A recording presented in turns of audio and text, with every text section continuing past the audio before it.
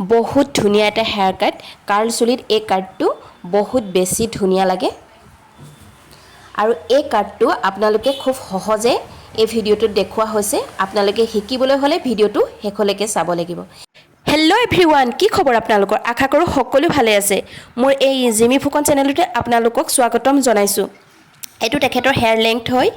এয়া মই খুব ধুনীয়াকৈ 5টা পাৰ্টিশ্যন কৰি লৈছোঁ এয়া আপোনালোকে চাব পাৰে বেকত 3টা আৰু ফ্ৰণ্টত 2টা এতিয়া মই হেয়াৰ কাট কৰিবলৈ ষ্টাৰ্ট কৰিছোঁ প্ৰথমতে মই লেংথটো সুধি লৈছোঁ কিমানটো কাটিব তেখেতক শৰ্টকৈ লাগে যিহেতু তেখেতৰ চুলি তলটো পুৰাই ডেমেজ হৈ গৈছে পুৰা ড্ৰাই হৈ গৈছে চ' তেওঁ অলপ শৰ্টকৈ হেয়াৰ কাটটো কৰিম বুলি কৈছে আৰু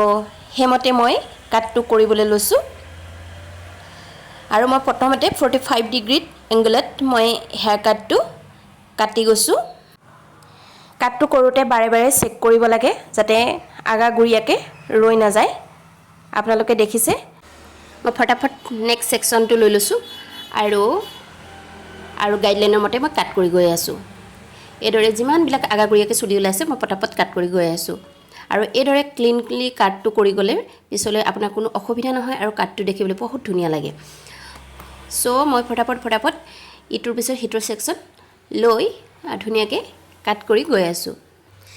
আপোনালোকে ভালদৰে মন কৰক মই গাইডলাইনৰ মতে হেয়াৰ কাটটো কৰি গৈ আছোঁ আৰু যিমান পাৰিছোঁ ক্লিনলি কাটটো কৰিবলৈ গৈছোঁ আৰু এবাৰ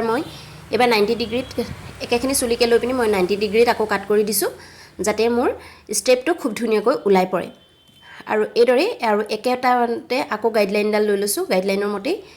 কাট কৰি গৈ আছোঁ আৰু যিকোনো কাটৰ গাইডলাইনডালেই মেইন আৰু সেইডালৰ মতে কাট কৰি গ'লে আপোনাৰ হেয়াৰ কাটটো কোনো ধৰণৰ বেয়া নালাগে খুব ধুনীয়া এটা লুক ওলাই পৰিব খুব ধুনীয়াকৈ যিকোনো আপুনি হেয়াৰ কাটত আপোনাৰ গাইডলাইন প্ৰয়োজন হ'বই চ' এইদৰে মই 90 ডিগ্ৰীত কাটটো কৰি গৈ আছোঁ আৰু বিৰাট ধুনীয়া এটা লুক দিব আপোনালোকে দেখিব ফাইনেল লুকটো কিমান ধুনীয়া লাগিছে আৰু মই নেক্সট পাৰ্টিশ্যনটো উলিয়াই লৈ আৰু গাইডলাইনৰ মতে মই কাট কৰি গৈ আছোঁ গাইডলাইনডাল পাই যোৱাৰ লগে লগে নিশ্চিন্ত মানে আপুনি কাট কৰি দিব পাৰে এইদৰে মই বাৰে বাৰে চেক কৰিছোঁ যাতে ক'ৰবাত চুলি যদি ৰৈ গৈছে সেইখিনি কাট কৰি দিছোঁ এক্সট্ৰা যিবিলাক চুলি আছে এইদৰে মই আকৌ নেক্সট অলপ লৈ লৈছোঁ চুলি মই কম সেকশন লৈ কাট কৰোঁ যিহেতু তেতিয়া মোৰ চুলিখিনি কাটটো দেখিবলৈ বহুত বেছি ধুনীয়া লাগিব চ' এইদৰে মই কাটটো কৰি গৈ আছোঁ আৰু বাৰে বাৰে চেক কৰিছোঁ আপোনালোকে মন কৰিছে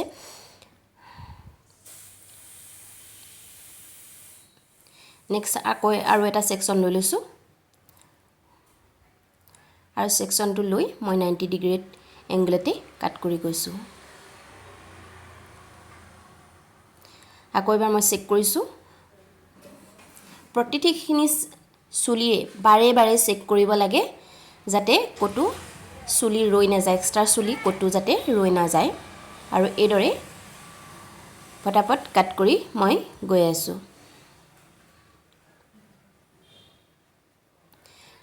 আকৌ নেক্সট এটা লৈ লৈছোঁ আৰু এইটো মই খুব ধুনীয়াকৈ 90 ডিগ্ৰী এংগলতে কাট কৰি দিছোঁ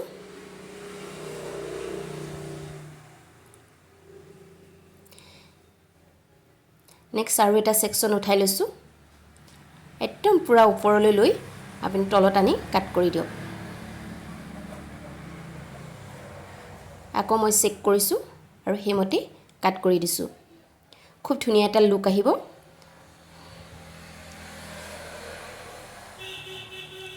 মই 3 নম্বৰ পাৰ্টিশ্যনটো লৈ লৈছোঁ আৰু সেইটো মই গাইডলাইনৰ মতে কাট কৰি গৈছোঁ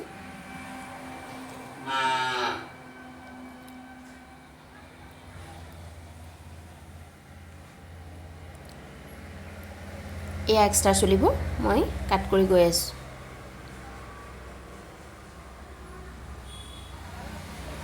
এয়া মোৰ বেকৰ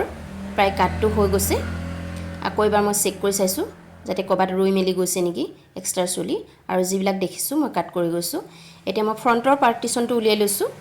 আৰু ফ্ৰণ্টৰ পাৰ্টিশ্যনটো মই সেই গাইডলাইনৰ মতে কাটটো কৰি যাম এয়া মই লৈ লৈছোঁ গাইডলাইন আৰু গাইডলাইনৰ মতে কাট কৰি যাম খুব ধুনীয়াকৈ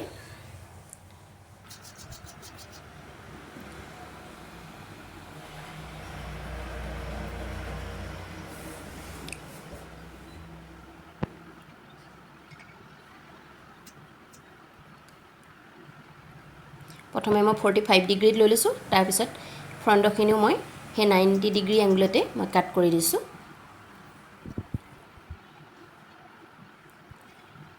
সেম একে প্ৰসেস ফ্ৰণ্টৰ চুলিখিনি এই ধৰণে কাট কৰি দিছোঁ মই চুলিবিলাক কিন্তু বাৰে বাৰে চেক কৰিবলৈ নাপাহৰিব বাৰে বাৰে চেক কৰিব আৰু চেক কৰি খুব ধুনীয়াকৈ ক্লিনলি হেয়াৰ কাটটো কৰি দিব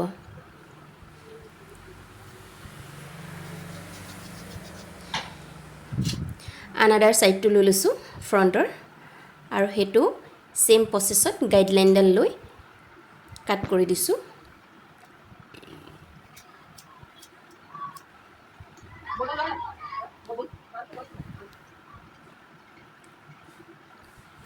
খুব ড্ৰাই আছিল কাৰণে চুলিটো বাৰে বাৰে জট লাগিছে ফ্ৰণ্টৰ যিমান আছে গোটেই চুলিখিনি আকৌ এবাৰ চেক কৰি কাট কৰি দিছোঁ এক্সট্ৰা পাৰ্টবিলাক উলিয়াই দিছোঁ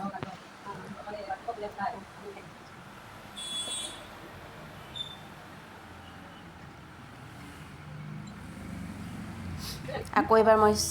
চেক কৰি এয়া ফাইনেল লুক আপোনালোকে চাওক আৰু কমেণ্ট কৰি জনাওক ভিডিঅ'টো কেনেকুৱা লাগিলে যদি ভাল লাগিলে লাইক কমেণ্ট শ্বেয়াৰ কৰিবলৈ নাপাহৰিব আজিলৈ ভিডিঅ'টো ইমানেই বাই বাই